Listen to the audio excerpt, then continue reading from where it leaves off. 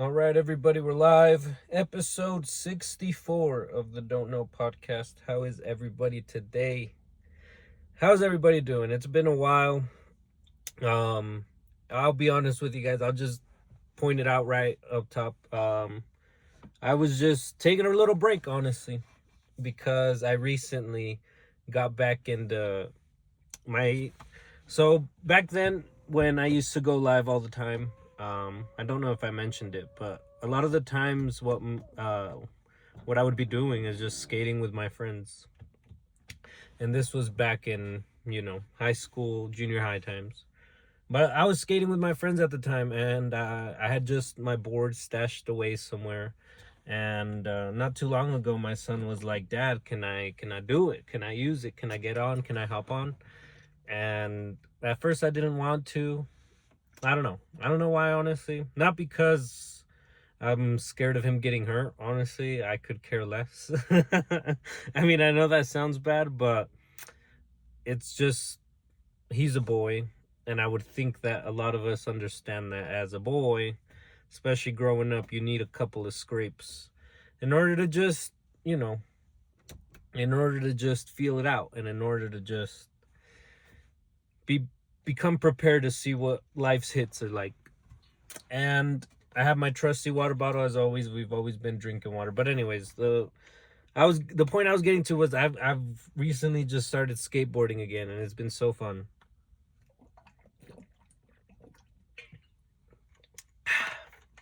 Honestly, it's been so fun that's all I was doing, guys, for this past I don't know, for this past I want to say week or so. I've skated every day. Past week and a half, past 2 weeks, I've skated every day just for fun. My legs hurt. I feel like I have a bruise on my heel at this point, but it's all for fun, and this is actually some good lighting, not gonna lie. I had the lights going, but if I need to turn on the car again for whatever reason, fuck, I wish I could have opened up the top, but it's okay. Anyways, what I was getting to is I've been skating every day, and I've been having such a blast with it that was just me. That was just what I was doing, guys. Nothing more, nothing less. And I'm really glad to be back, guys, because if you guys have kept up with the socials, you guys know that I was talking about a book not too long ago and how I wanted to talk about it. So this will be the episode. And next episode, who the fuck knows? I guess we'll see where we're at then. But for now, I will talk about that book. And before we get started, guys, I finally wore it. It's a little bit late, and I finally wore it. I've been saying I was gonna wear it. Now this is like the first edition of my hoodie, which I didn't plan. This is like the prototype. If you guys, I'll have a picture up of the most recent edition, because this was just like my prototype. The words are a little bit fucked up and things like that. And so this is just my car hoodie that I have, and I always wear it all the time, as much as I can anyways. But right now it's fucking hot, but you bet in the winter. But the new edition I'll put up somewhere, hopefully right there. So that's don't know merch .bigcartel.com. Check that website out if you want one of these hoodies. Not this one, but that one. But yeah, guys, don't know merch.bigcartel.com. You could get yours today and support the channel, support the podcast, support me, support all the socials, and let's get going. That was a nice introduction. Again, I'm glad to be back, and like I said, I've been skating, and I just feel like a little kid again, as weird as that is to say. Or I guess I'm not a little kid. I guess I feel like a teenager again. That's also kind of weird to say. I just feel I don't know. I think the nostalgic feeling of just grabbing a skateboard and busting my butt a couple times, and it just all brought back some nostalgia that I'm really enjoying. So that being said, lately that's been all my obsession, which is kind of crazy because for the longest time I had never been obsessed with anything, and I had never, this is my drawing pad, guys. I kind of just had an idea for a drawing, and I'll explain it why later, but Here, just so it's on the record, and I hope if you guys are listening to this, you guys take the time to appreciate my drawings. I won't show you too many of them, but look at this. This is just off the top of my head. I try not to, I don't know, I'm trying to be as original as possible in this notebook. I'm very proud of it, honestly. It's quite a treasure. It's quite a joy of mine. This is another one of my favorites. This was all pencil. The other drawing was a pen, I think. Just a random pen that I found in my car. But yeah, if you guys have kept up with the channel, you'll understand why I like that one so much. They're all dated in the back. I don't know if you can tell, but I'm not going to go through the dates or nothing like that. Some of these are sketches. Some of these just aren't the greatest.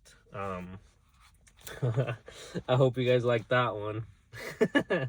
I'm sitting somewhere right about there.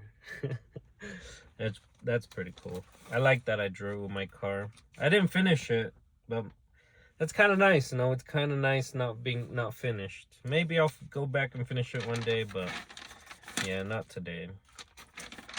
Oh, this one. This is my absolute most favorite out that I have right now, and this will be the last one that I show you guys. But this one, I don't know if the lights could pick it up. This one I'm most proud of. This one's my baby.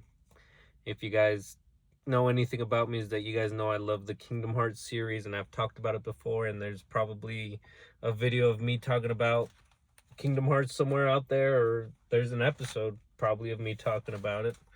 But one day, guys. Oh, I even played the game. Damn, it's been fucking so many podcasts that I forgot.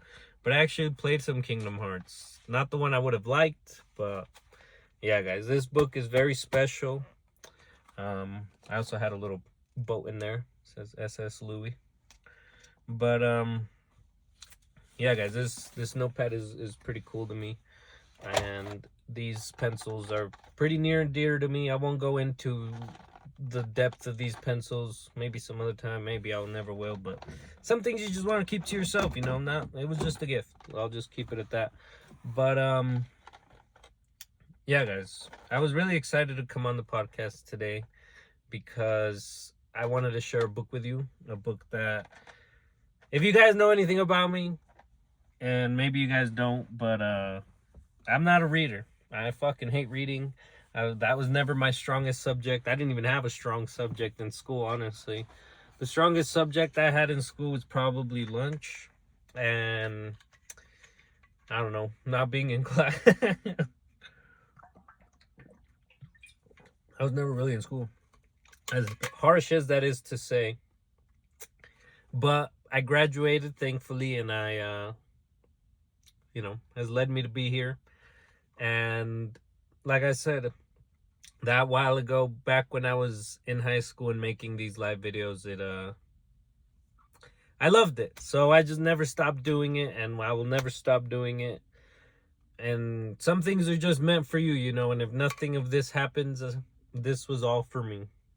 I appreciate fucking, oh, that's kind of scary. But thankfully, I'll turn on the car. Sorry about that, guys. Oh, lights in the back are back. Oops. How do I pause the music? Shut up. I don't want to get copyright striked. That has been happening a lot of my videos because of what I put. I've been getting copyright striked, or I've been striked a lot, honestly. And I've refuted it every single time, and I've good to go. So check all those out. Some of them have been copyrighted, some of them aren't. Honestly, I try to send in like a response as to why I don't think it should be copyright striked, and then if whatever they say, I leave it at that. I'm not trying to fight them any more than that. I'm not trying to do anything else. So I try my best with that. Here, we're gonna blast the AC. Hopefully it gives the podcast just some kind of background noise or something. Maybe I'll turn off one of these lights just so it's a little spookier. But anyways, back to what I was saying. This is just my flashlight. This will be my flashlight. But I'll go ahead and show you guys the book that I wanted you guys to see. And it's in my pouch here. As my son calls it, my pouch. He thinks it's like a kangaroo pouch. But we recently watched Inside Out 2, and there's a this is kind of embarrassing because I feel like I really am like a legit dad now, because we were Inside Out 2, and then we went to go watch Inside Out 2, sorry, and there's a character in there called Pouchy, and if you guys have seen like Mickey Mouse Clubhouse, he's like a O'Toodles kind of guy, but he's a little pouch, and then he's like, look dad, it's like yours. And that was kind of funny, but that was really embarrassing. But I wanted to show you guys the front. If you guys know, then you know. I'm not going to go any further than that because I probably shouldn't have this. But there you go. If you guys know, you know. Shout out G House. Just kidding. No, it was not. And then I have a picture of my dog. There he is. That's my boy. That's Puppers. His name is Zeus. He's a pretty old dog. He was pretty young and handsome there. Like, I don't know if the light. He's a black dog, so he's not the best to see in the camera, especially at night, but he looks awesome. Wait, maybe we could flash it. Maybe it looks better. Let me try. A little bit. Oh yeah, there you go. Perfect. Now you guys can see him better. That's Zeus for you. He's 11 or 12, and it's been great. He's my walking partner at times. He's my worst enemy at times. He's a pretty big fucking dog. So last time he bit me because he doesn't like putting on his vest, even though that's like how I walk him. But now he's getting more used to it. He's being a good boy, but you know how dogs go. But yeah, that fucker bit me, and I swear it messed up my hand, but it looks fine now. There's nothing wrong. But anyways, let me show you guys a book.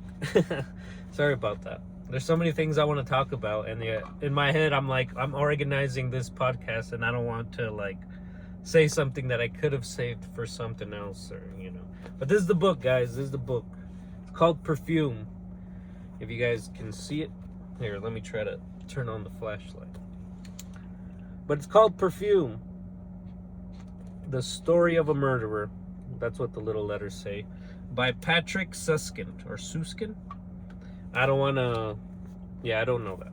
I don't know how to say that. It's S-U with the two little dots on top. S-kind. Suskind. Anyways, this book, guys, this book is something else. And like I was saying back, I'm like discovering new things about it. But as I was saying, I don't read. I really don't. The only book I remember reading as a kid was Diary Wimpy Kids, and I did remember those a lot, and I did read those a lot. So I'm not gonna lie about that. But yeah, I don't fucking read. This is strange of me holding a book. Like, my hands hurt because of like holding the page like this. I don't even know how to hold a book. But when like eventually you'll hold a book like this.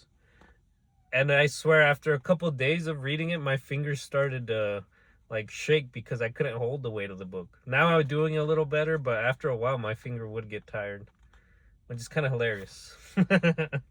But yeah, that's how much I don't read. That's how much I don't have muscle memory.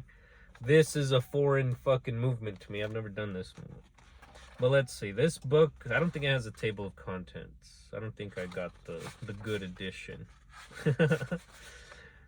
And I don't remember where I bought this. I believe I bought this off Amazon, and I believe it was used. Which, honestly, guys, if I'm going to tell you something about books, if you want to buy a book, don't go to Amazon. Go to eBay first. If they don't have it, then they don't have it. But I know it takes a little bit longer. But there's books that are like $17, $18, $19 on Amazon that you could find for $5. I found books for $5 that are like $20, $25 on Amazon. And that's not bullshit. So I would suggest eBay first or somewhere else, honestly. I know Amazon's like the quickest and the best and fucking whoop-de-doo, but I don't know. If you guys want cheaper, that's just my suggestion. And this is coming from a dummy of books, so. I literally have read a book that is called How to Read a Book. And mind you, I didn't even finish it.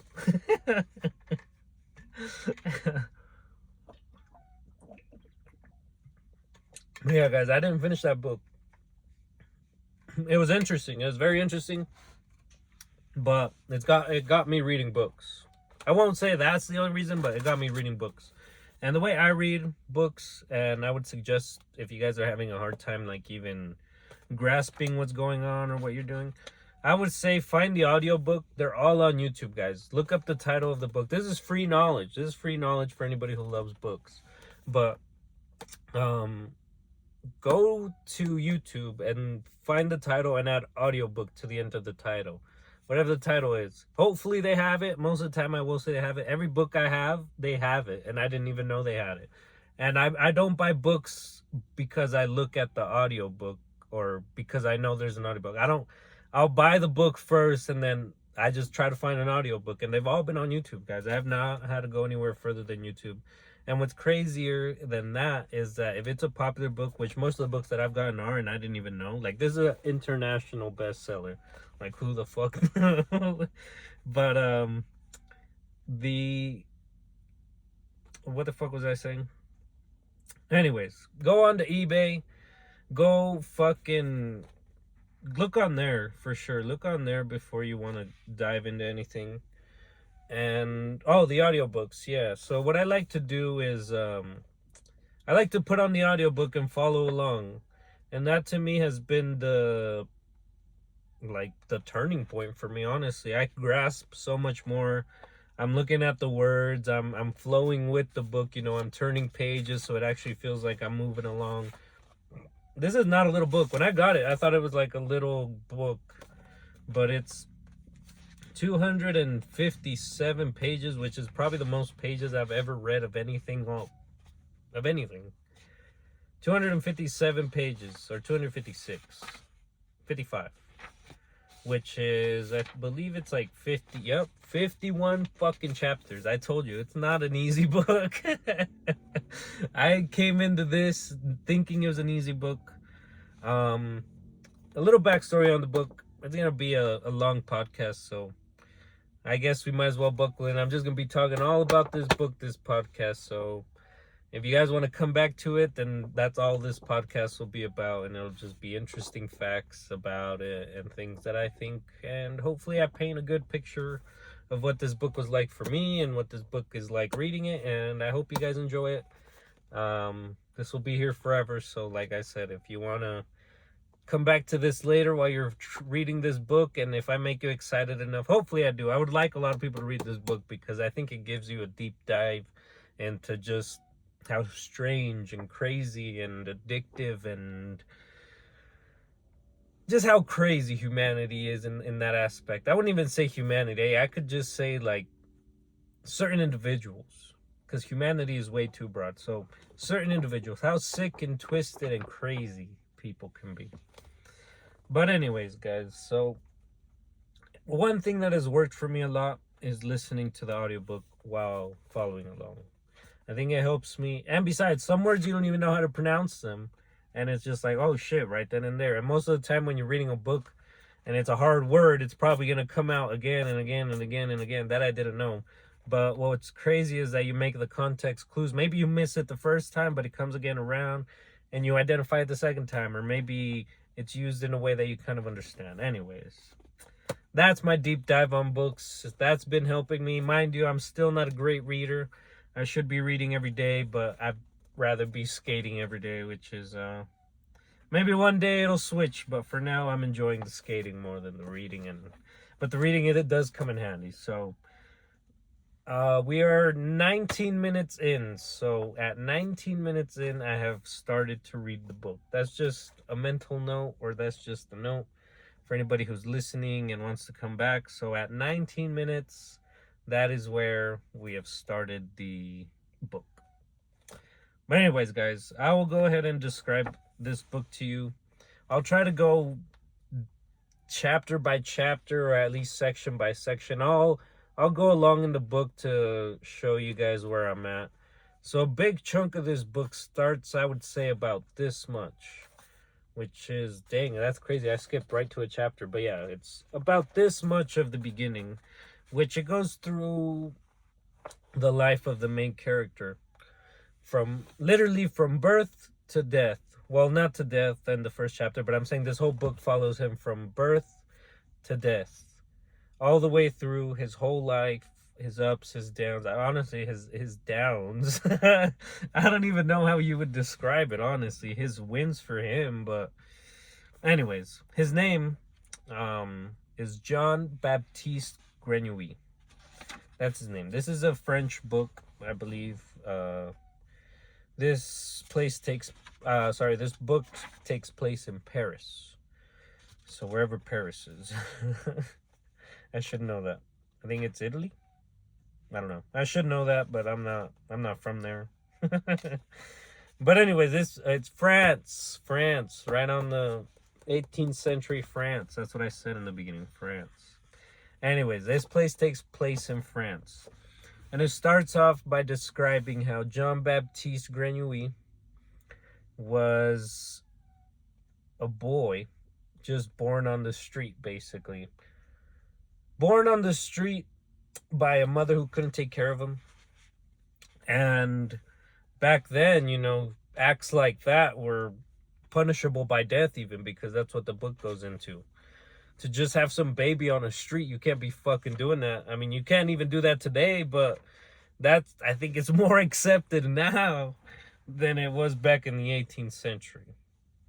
But he was born just on the street, guys, which is kind of rough. I think he was born around or in a fish market, which is even worse, because a thing this book does very well is describe things to you so much that your senses all get messed with.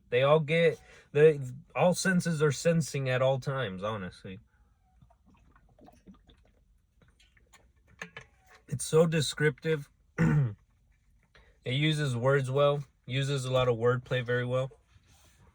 And it just gets you so immersed that you start smelling what they're describing.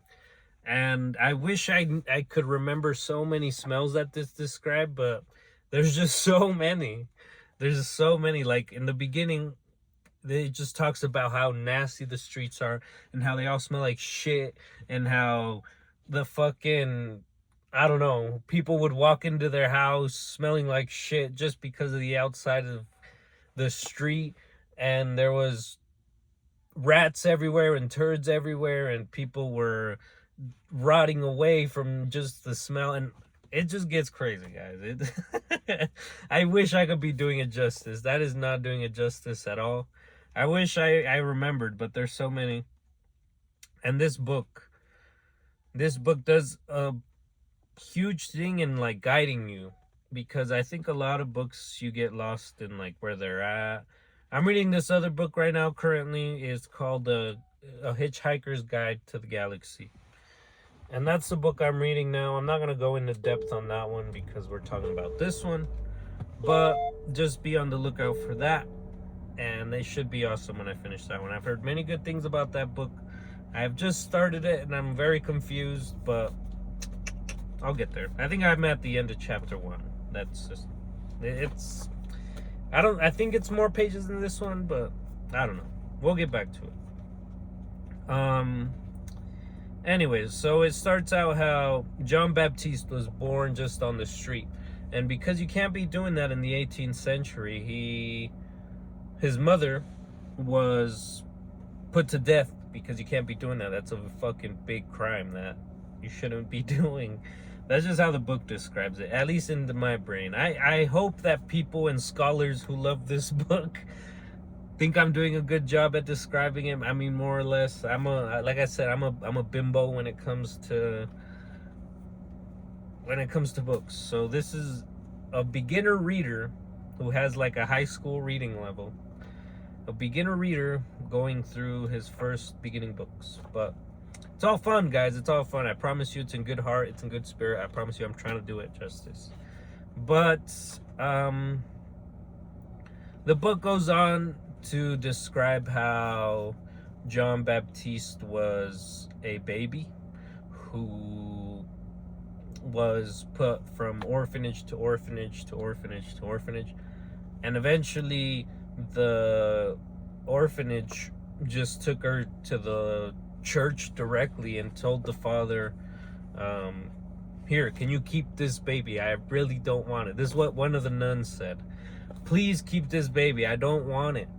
And the pastor or the priest who was there said, why? Like, why are you doing this too? Like, if you are worried about going to hell one day, like, this is not the way to, like, get out of it, you know? Like, this is hell. This hellbound. This hellbound action is what you're doing. But he goes on to say, I mean, I'll take him, but you really shouldn't be doing this. And all the nun can say is, I don't care. I really don't care. This baby is a devil. This baby is a devil. I don't like him. He's weird. He stinks. Or actually, I fucked up. Forget I said he stinks.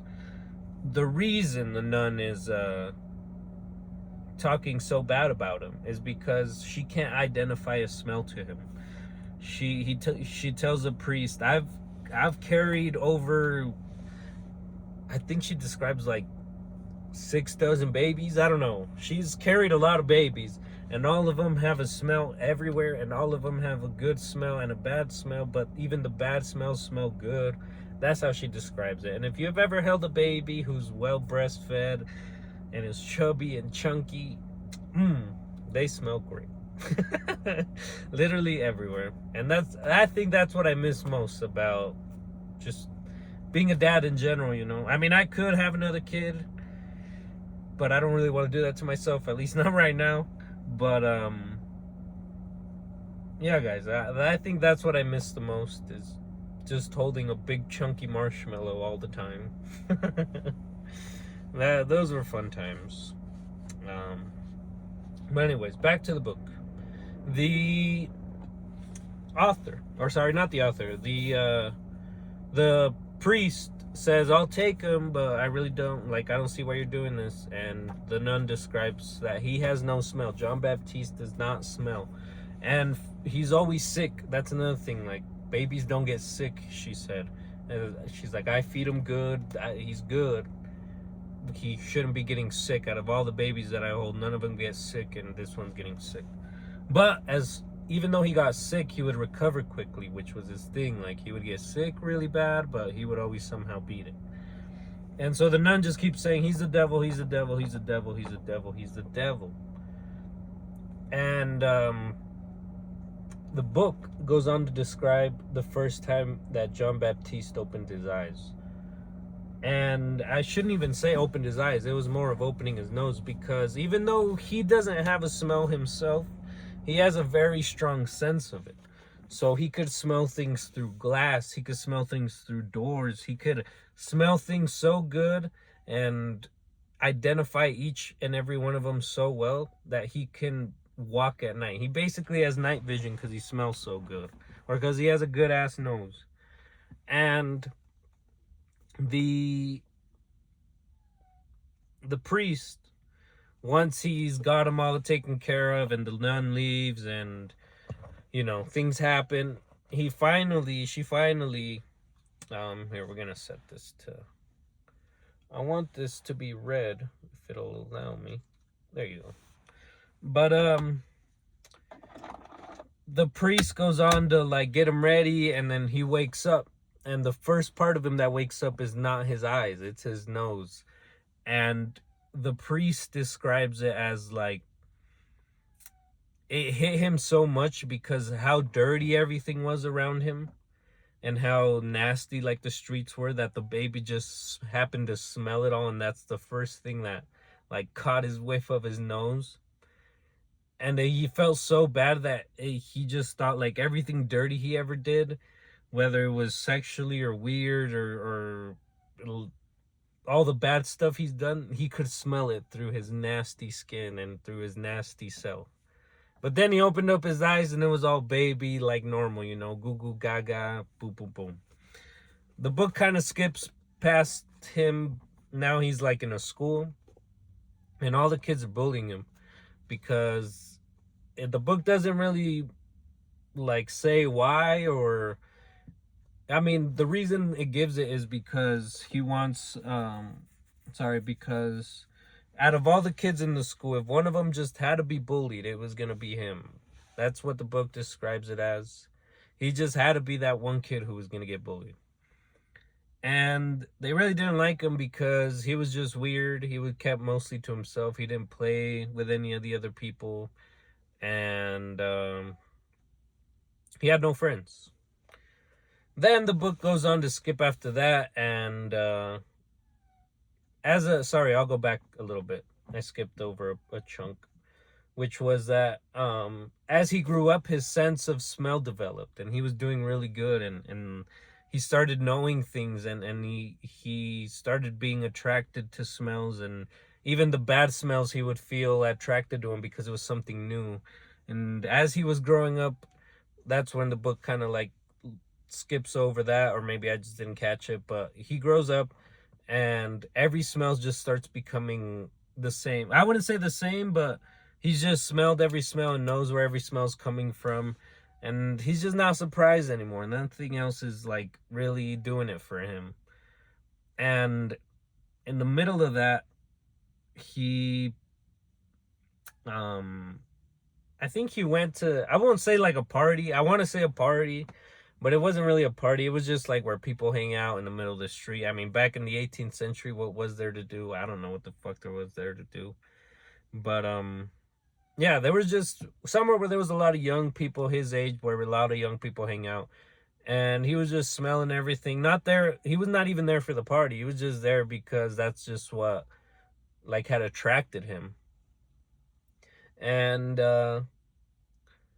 he he's in this big group of people, and out of nowhere he catches a whiff of something so good, something so delicious that he just had to follow it.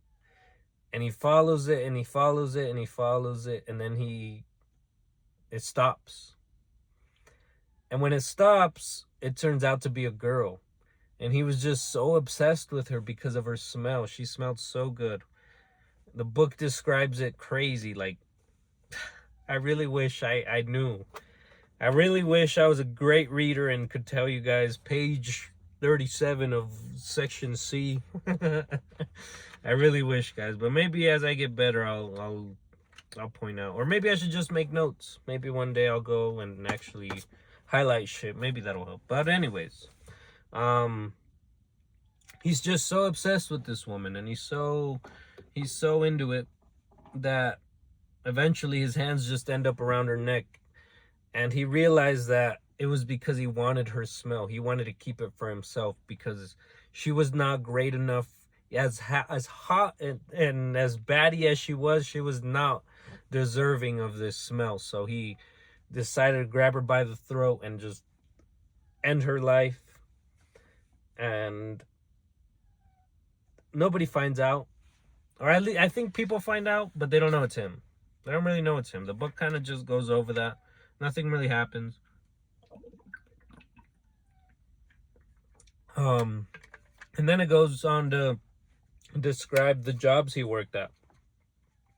And I don't remember how many more, but he spends the majority of his time working as for somebody who makes leather. And the book describes it very well as to how he was the best, really, and how like just because of his nose and his strong sense of smell, he knew when to do everything correctly because he could smell it coming almost. He had like vision. I don't know what the fuck to call it. But one time, once he was getting older, they had a bad accident where a chemical that you work with in leather, I guess, you're supposed to use gloves, and if you don't, it can mess with your hands really bad. And he accidentally stuck both hands in there at one time. And it caused like a nasty infection on him, and his hands were like rotting away almost. But again, we saw this back when he was a kid. He would get sick all the time, and then nasty stuff would happen. And then just like new out of nowhere, he would just start healing. And this is nothing different. But I guess when you heal from that certain chemical and the accident is that bad, you grow an immunity to it. And it didn't hurt him anymore. So he was one of the fastest fucking leather makers because he could dunk his hands in there no problem. And that got him to the ranks of like assistant manager. I don't know what you want to call it, but he gave him some kind of merit to where he was making runs on his own. He was making the leather all by himself. Nobody really had to be there to watch him. And it just kind of goes into detail on how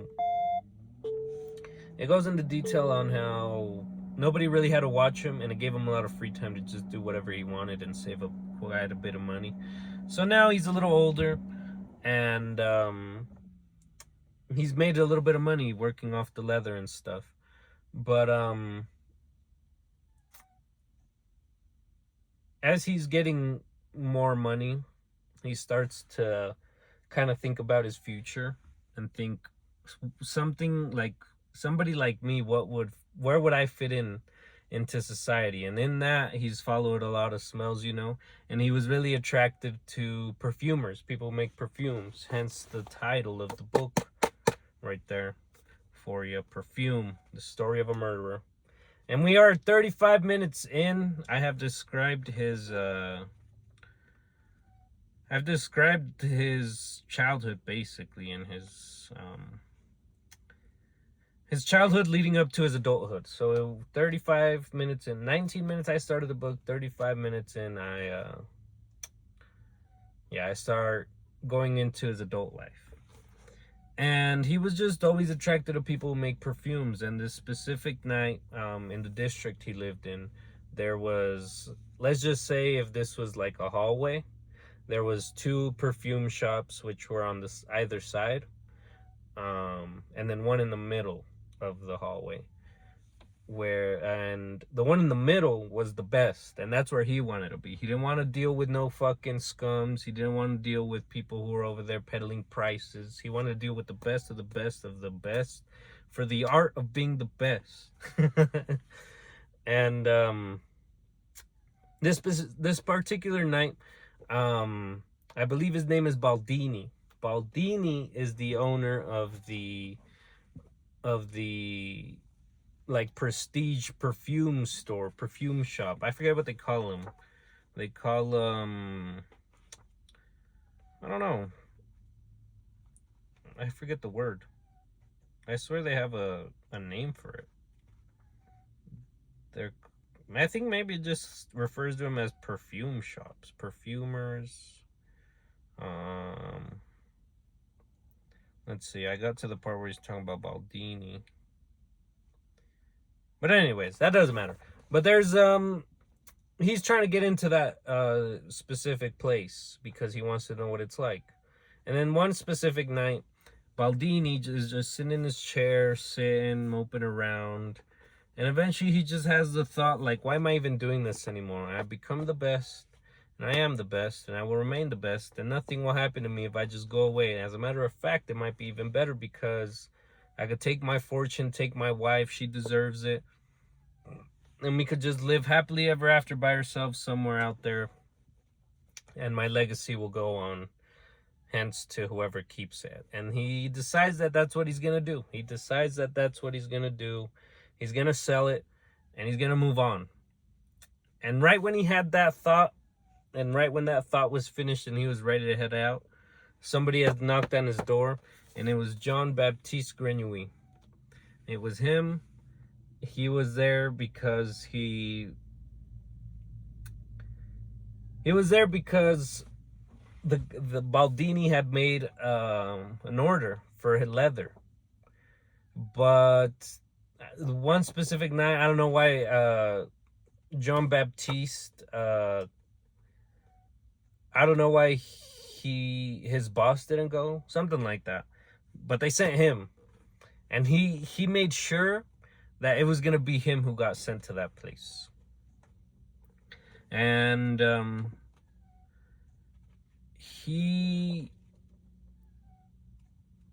right when he got to the door, he told him who he was, what he was there for, and the Baldini, the perfumer, the master perfumer, he had been working on a perfume and trying to identify the smell.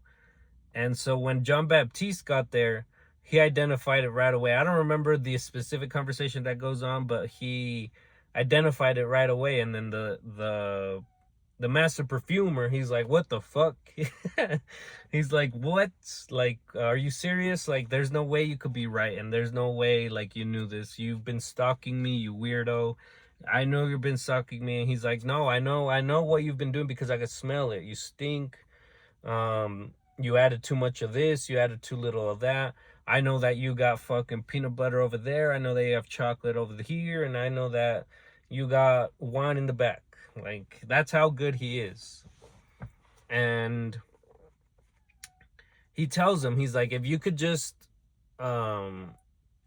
you could just lend me your shop for one time, I promise you I will surprise you and make the perfume exactly what you're wearing. And he's like, what the fuck? He's like, you couldn't possibly, if a master perfumer like me couldn't identify that smell, there's no way you can. He's like, well, I can. And since Baldini was having the thoughts of retiring anyways, he thought, what do I have to lose? What the fuck? Like, this guy's a madman. He knows nothing. This guy's stupid. And eventually, he gives in. He's like, fine, I'll let you do it. I don't care. He's like, I know you're gonna ruin it, and when you ruin it, I'm gonna laugh in your face and kick you out of my shop because you don't even deserve to be touching any of this.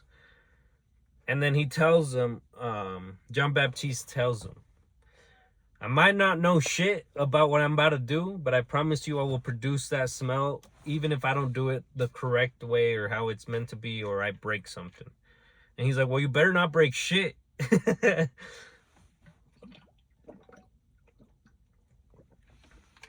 This book is kind of comedic. Obviously, I'm exaggerating it a little. But I mean, in modern language, I'm just telling you how I understood it. You don't have to believe me. I hope that you guys are enjoying this as much as I did. And you guys can obviously tell by my voice that, I mean, it might be gone by the end of this because we're 41 minutes in, and I would say we're only about this much in, really. Like, this much in. We're getting near the towards half of the book, but we're not there yet. Anyways, he actually does it. Jean Baptiste actually pulls it off, and he does a lot of stuff wrong that the master perfumer gets mad about. But he's like, you said it. You're right. And when he had that thought, he thought, well, now I can't close down because do I give up loving the art, or do I give up knowing that there's still more out there to discover and I could do a lot with this guy? And he chose not to. He chose not to close shop. And instead, he allowed Jean Baptiste to work with him. And they worked together for a long time. Eventually, Jean Baptiste stopped working at that leather shop. Eventually, he ended up just living there, I believe. I'm not quite sure. He just ended up living at the perfume store. That part kind of crossed my mind.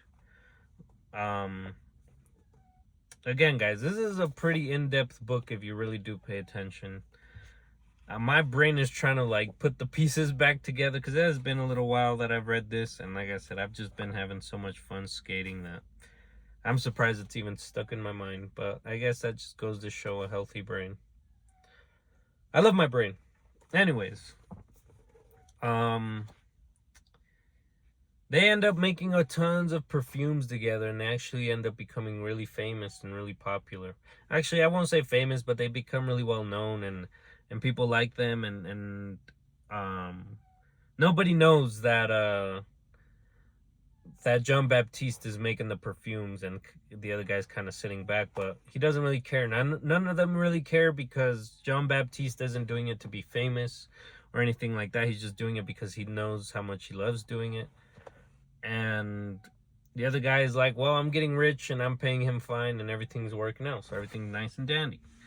And eventually, Baldini, the master perfumer, just starts getting old, and things just start not slowing down. They actually do continue making good business year after year after year. They end up getting so famous or so well known that they start making specific perfumes for specific people, and only those people can have that scent forever. Which, that would be kind of cool, guys. That's probably a thing, maybe. That's probably somewhere out there. If anybody has a link to that, let me know. But anyways, the master perfumer just kind of ends up not growing sick of it, but he's just getting old and things are changing and things like that. So he decides that he's gonna, I don't remember if he's gonna sell it. Anyway, he's gonna lose the business. It's not gonna be his anymore. He's just getting sick of it. Oh, I think he just basically tells John Baptiste, like, I've taught you everything you need to know. And there's nothing further that I could teach you that you, like, wouldn't be useful. You've outdone me in every single way. Now I need you to promise me 3 things. And I don't remember what those 3 things are, but I do remember 2, which one of them is, don't ever say that you knew me, and don't ever come back to Paris, France. He said, don't ever come back, and don't ever talk about that you know me. I don't remember the last one. But those are the only 2 I guess you do really need to remember, because after that, he goes away. Because that's what they asked him to, and out of respect, he was going to do it. And at this point is where everything fucking takes a deep turn. So at minute 46, everything takes a deep turn, because as he's growing older, he basically just hitchhikes everywhere and finds what he can and just does it. He just walks every day, going out into the street, doesn't give a fuck. Whatever finds me, whatever doesn't. And may somebody be on my side, because he doesn't believe in God, but he just, may someone help me, if anybody. So he goes, and he just keeps walking, and eventually he just grows sick of smelling human. He grows sick of just knowing that humans are around him and that people are there just because they're there. So he ends up going into the forest, and he ends up going deep into the forest and living as a stranger and living as a bum. And he just hid in a cave and would eat whatever he could find, eat bugs off the floor, eat berries in the trees, drink water from streams. And the reason he liked it so much, I mean, at the time, later on you find out that he hated it and didn't really want to go back into that. But he basically just wanted to get away from people, and that's where he found it the most. But eventually one day he just grew very sick, both of it and both sickly. And by this point he was disgusting looking, he was sick, he had like a beard, people described him as a bear. And so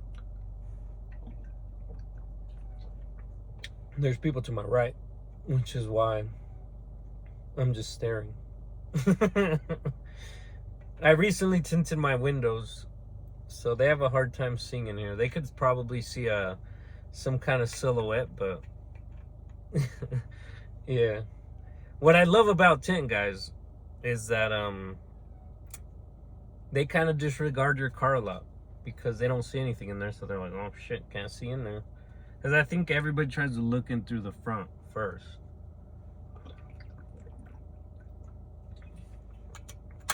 This book has been kicking my throat's ass, I'm not gonna lie. I didn't think it was that hard. But I've been talking for 48 minutes straight, which is nothing new for the podcast, but fuck. Talking about a book, as excited as I am, it's taking me quite a big chunk. Here, I'm gonna go ahead and recline my seat, because they're trying to look in here. And as fun as it is for them to look in here, why would they, you know? Why should they? Why should they get that privilege? Anyways, he basically is hiding out in a cave and he gets sick, and I don't remember how people find him, but eventually they find him after he's grown sick of it and he's kind of ready to accept humanity again and be part of society. But since he was so sick, there was this doctor who basically said, I can fix this man. And if I fix this man, there's a new kind of practice that I plan to implement, which will change lives, but nobody wants to let me do it. And now this is the perfect man. Either I do it to him or he dies. There's like no other option, because this is the like state of the art, best of the best, whatever. And they all basically in town agree that fuck it, let's do it. And so he kind of puts them up on display of how the machine actually works, and the machine cured him. And basically what the machine did was a bubble. It was a bubble that fed him, or not fed him I should say, but was constantly pumped in the like cleanest air. It almost had no smell. It was pumped the cleanest air, and he smelled nothing but basically pure oxygen. And that seemed to help him, and that machine became revolutionary. And now he looked like a handsome man who was ready to be back in society. And he realized that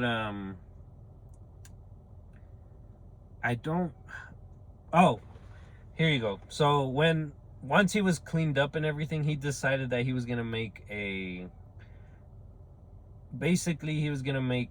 perfume for himself that would mimic a human. And I don't remember what he called it. He did give it a name, but it was just basically human scent, and it was pure human scent. And it basically smelled so much like human that people just accepted it. Not that they were shied away from it, but they were just kind of accepting of it. Like, this is like, it's just another one of us. Who cares?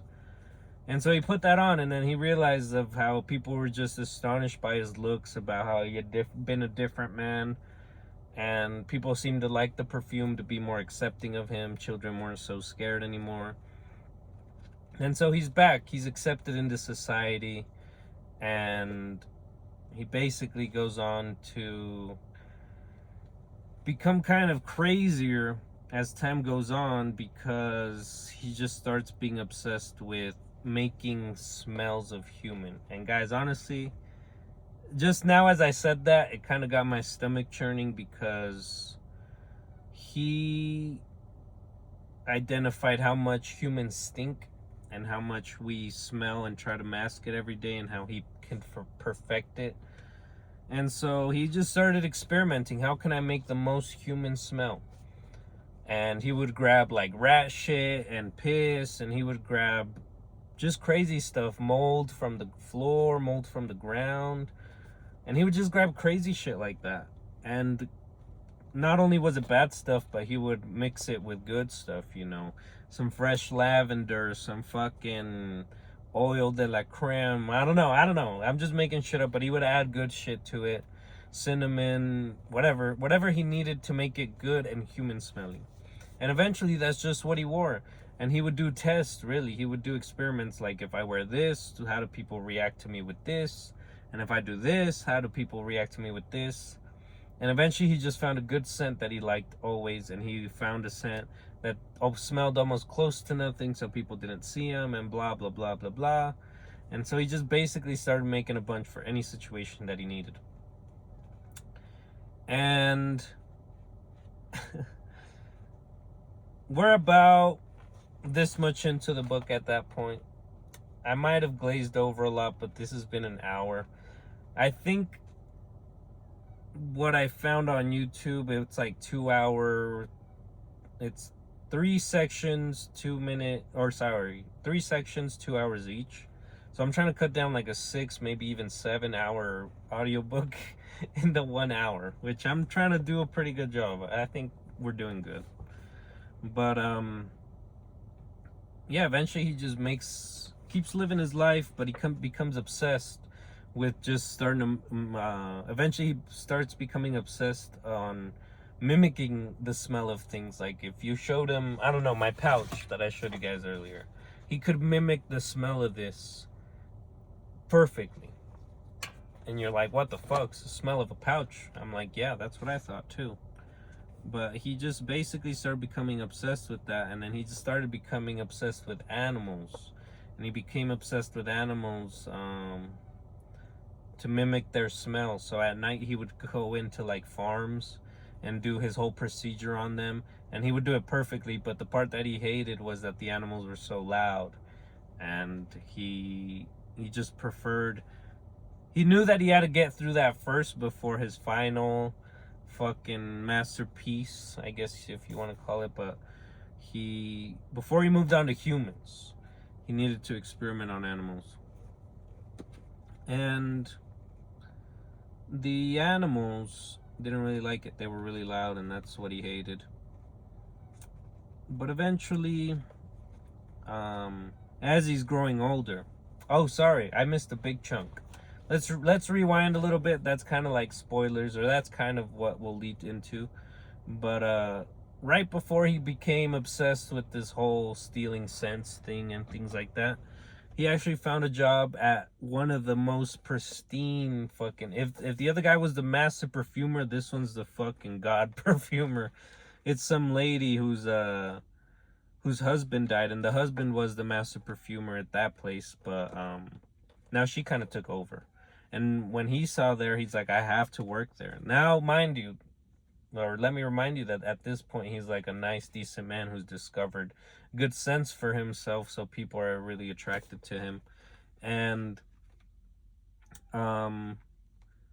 he basically gets the job. But the difference about this perfumer compared to the other one, compared to Baldini, is that they used oil to preserve the scents, and the other guy used alcohol. Mind you, different things, different subjects, but oils always kept the smell stronger, better, longer. It was just better in every possible way, and he didn't know how to do that. So now he learned how to do that. And that oil, or that oil method, we'll call it that oil method is what caused him to be so addictive, because he finally found something that he could learn and he could finally push towards and do something different again. And so he does that, guys. He becomes a sicko with the oil, and he just starts falling further and further and further into this like mental state of murder, and how he has to have these scents. And eventually he tracks down the girls who basically had the best sense wherever he lived. And his objective was not just to kill them, but to rob them of their sense. So if he killed you, you would look almost pale white because of how much he like scraped off the oil of your skin. Like your pores were almost see-through because he just did his job really well. I mean, as rough as that is to say. But he would just do that, guys. And he found, I believe it's 6. I don't remember how many victims he had, but it was quite a lot. I wish I remembered. It's kind of an important number. I believe it's 12, maybe. The 12 most.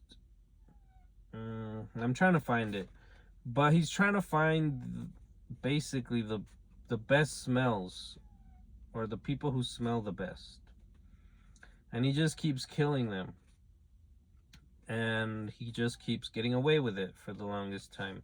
And then eventually at number 11, we'll just say 12, I don't remember how many people he killed, but we'll just say 12. At a number 11 he stopped for the longest time. And now, mind you, he was going after the prettiest girls. He had only killed the prettiest girls of the most pristine men because they were just so pretty. And I mean, beauty in the 18th century was like all the entertainment you got. So the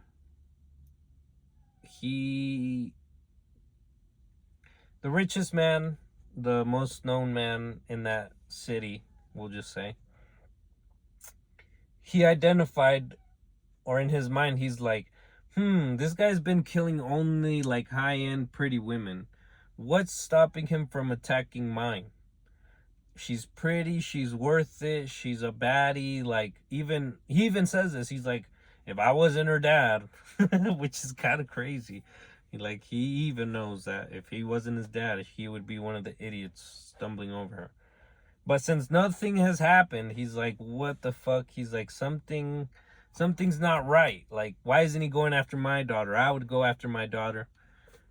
And so he's like, fuck it. He's like, I'm scared, but I outsmarted this guy. Like, he doesn't even know that I know, and I'm gonna get away with it. But mind you, John Baptiste has a strong fucking nose. And he's smelled everything for the longest time, and he's lived here for a while. So he's really, everything's so very common to him.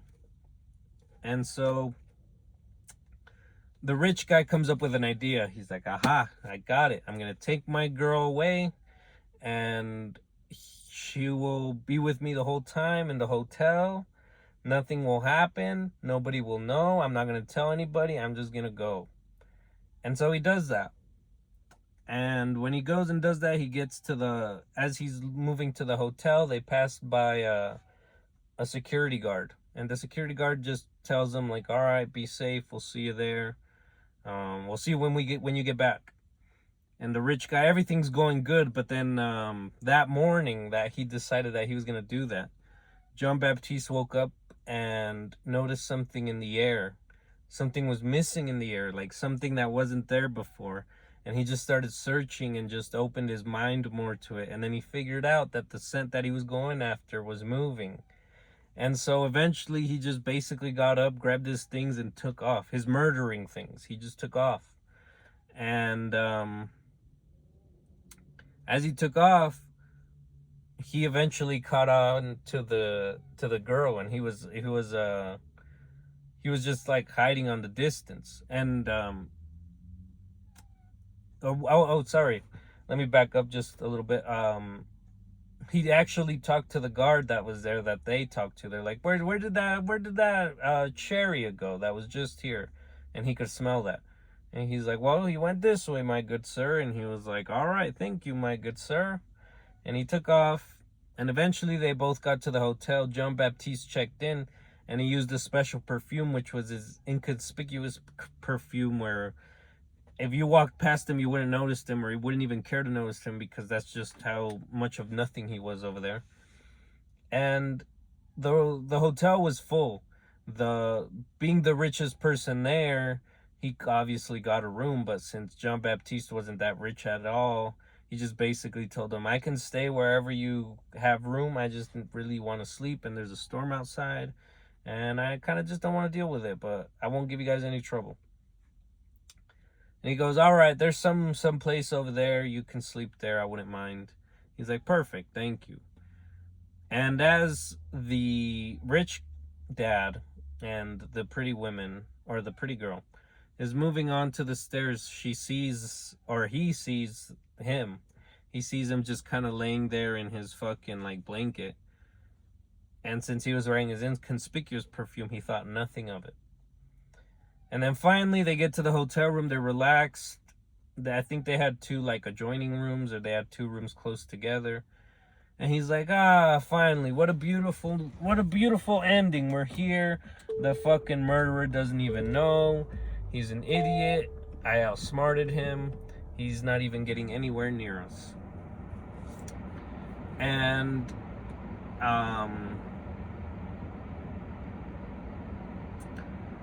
as night falls, the dad just kind of goes to his sleep, and then that's when John Baptiste goes to work. And the book was very rough in that scene, because it goes into how she's murdered, and how she's scraped, and how he just had basically the best time of his life doing it. And I think at that point in this book, you're kind of almost sick to your stomach because of how much shit he's done and how much stuff you know is gonna happen still. Because at this point, I want to say we're about this much of the book in, so we're getting to the end, but there's still quite a bit left. And he murders her and steals her scent, and now this is the best scent of the world that he knows. He smelled nothing like it, so he saved it in a bottle, and this was his 12th victim. I don't remember if it was 12 or 24, but this was the last one, the perfect one. This is what he had. And that's it, guys. He was done with it. He decides to leave, and nobody knows about nothing. The rich dad wakes up and is like, what the fuck? Like, what did I just do? Like, why couldn't I sleep with her for the night? why did my dumbass decide to be who I am now doing this, you know? And he just thought so many things, and so many things were going on in his head that he just was going crazy. And nobody knew that it was John Baptiste for the longest time. He was getting away with it for the long time. And eventually, that same guard who had talked to both realized that he talked to him that night, and it was only him that he talked to. And so he saw that same guy in that town. So he's like, So he put two and two together and realized it was him. And then eventually he talked to the police, and yeah, everything was there. All the evidence was there. Everything of like the clothes was still there of the girls. Everything was there. All 24 cents of bottles. And so he gets sent to jail, guys, because they found out who he was. And so he's gonna get put to death. I'm gonna skip through a lot of this section just to get to the juicy part and to hopefully not be boring you guys, because we're getting near the end at 1 hour and 6 minutes. But it's been 1 hour and 6 minutes of podcast. And again, if you guys want your hoodie, that's at don'tknowmerch.bigcartel.com. Get yours, not this one, but that one, the one that will be over here. So basically, he's gonna get put to death, and before he gets put to death, he designs a perfume. He designs a perfume for himself that's gonna rock this world. Or if not, it is that perfume. That's the only vial that he has. He puts that perfume on himself, and he goes and gets sent out to cut his... I think they're gonna cut his head off. Oh no, lies. It's even a worse death. Somebody's gonna beat both his arms, both his legs, hang him up, and just leave him there until he dies. And that would honestly be a harsh death. So they're supposed to break off his legs, break off his arms, and then just leave him there to hang. But he designs this perfume, and finally when they put him out to display, everybody, since everybody's so bored in the 18th century, everybody comes out. It's a huge event. Oh shit, somebody's getting executed today. Are you going? Fuck yeah, I'm going. Somebody's dying. And so they all go, gather around, kids, children, parents, mothers, nuns, dads, doctors, poor people, rich people, every kind of people gather around and are gonna see this man get murdered. And as he walks into the stage, his perfume is so good and so potent and so crazy that everybody just starts having a massive orgy. And I'm going to say that again. Everybody just starts having a massive orgy because of how good this man smells in this book. Everybody starts having a huge orgy. Teachers with students, professors with poor people with rich people, sisters with brothers, brothers with sisters, mothers with fathers, and fathers with fathers, and mothers with mothers. Nigga, it's crazy. And then at that point he realized, what the fuck is this? Like, I put something on myself that ain't even mine, and people love it so much. Like, I'm fake. Like, this is not even me. They're just loving something that I made. Something that, if done right and in the proper way, anybody could do it. So he basically felt like a fraud. And he noticed that in the middle of all this commotion and fuckery, literally, one person wasn't moving. One person was just standing there, basically just looking at him. And he decided to run up to him, and then he noticed that he was that rich dad. And so he said, fuck that. He's like, I'm dead now.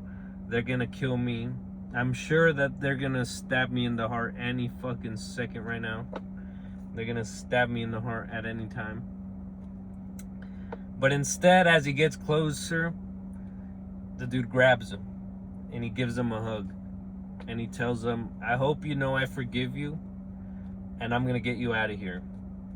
And so he does. The rich dad gets him out of there. And when he sits him in his house, and they sit together in their house, and he basically says,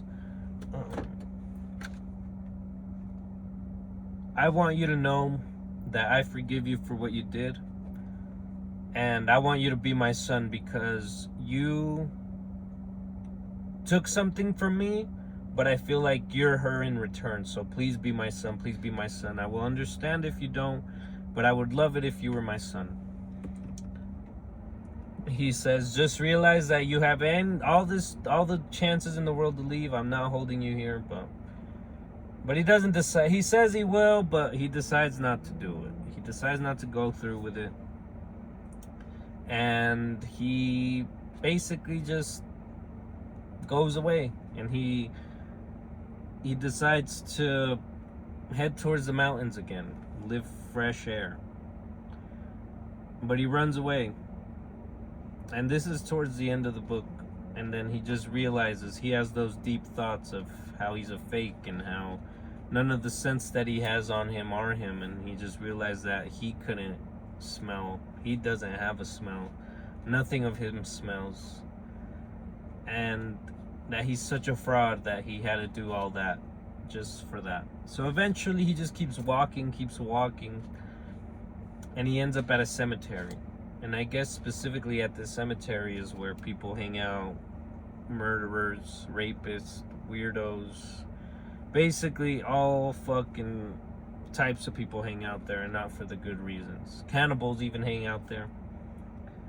And as he walks into the circle of them, they stare at him, and he just decides to pour the perfume all over himself. That perfume, that last perfume that people smelled that caused them to have a massive orgy.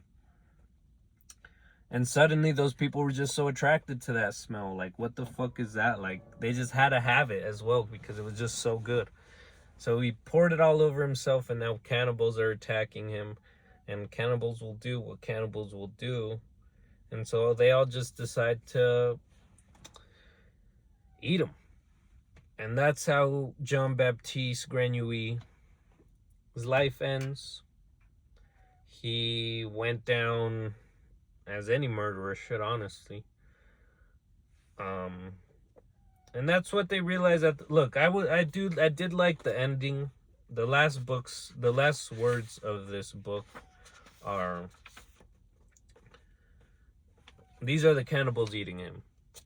And here you go. They were uncommonly proud. For the first time they had done something out of love.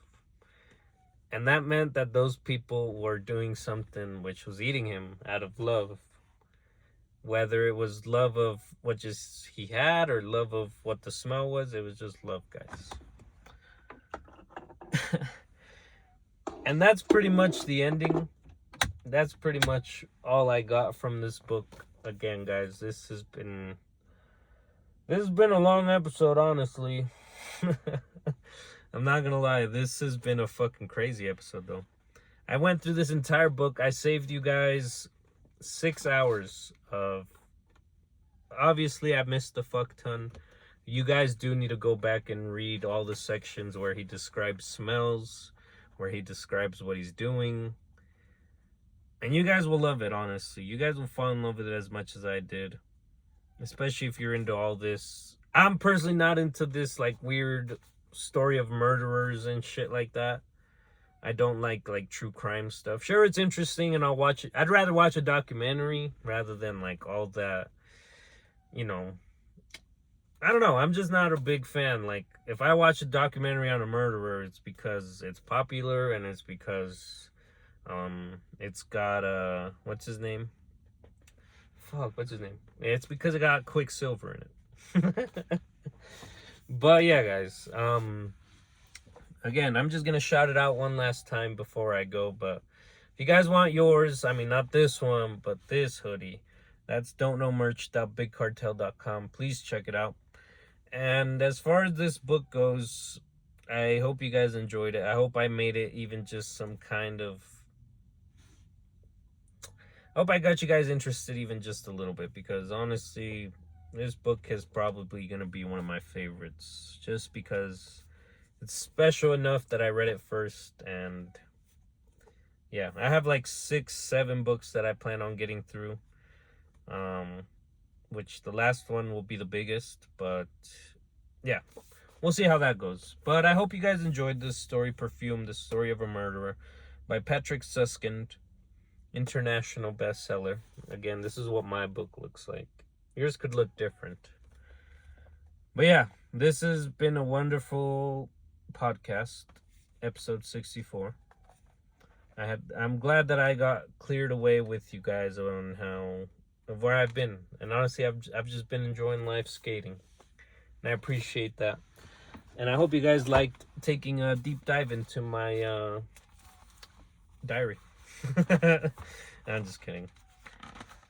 Maybe would you describe it as a I don't know, maybe I would describe it as a diary of sorts. I mean, I'm not writing things down, but I'm not writing things down, I'm just not writing words. But yeah, guys, this has honestly been great. I hope you guys stick with me till the next one and many more after that. You guys are honestly awesome. I plan on getting this out as soon as possible.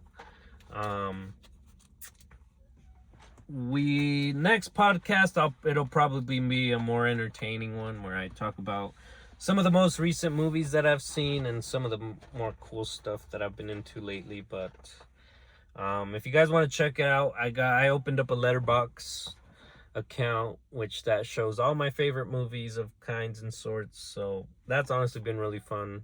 I recently added my top 4, so I'm sure you guys can find the link somewhere. But if you guys are interested in that, yeah, Letterboxd. When you guys find the link, make sure it's Letterboxd. But again, if you want your hoodie, that's don'tknowmerch.bigcartel.com. Thank you guys for supporting me. I hope you guys enjoyed, and we will see you next time, hopefully with another interesting tale, hopefully with another crazy book. Just give me some time. I'm reading like at a 4th grade reading level. The high school reading level was all bullshit, guys. I lied. But thank you guys, and we'll see you next time. Bye, everybody.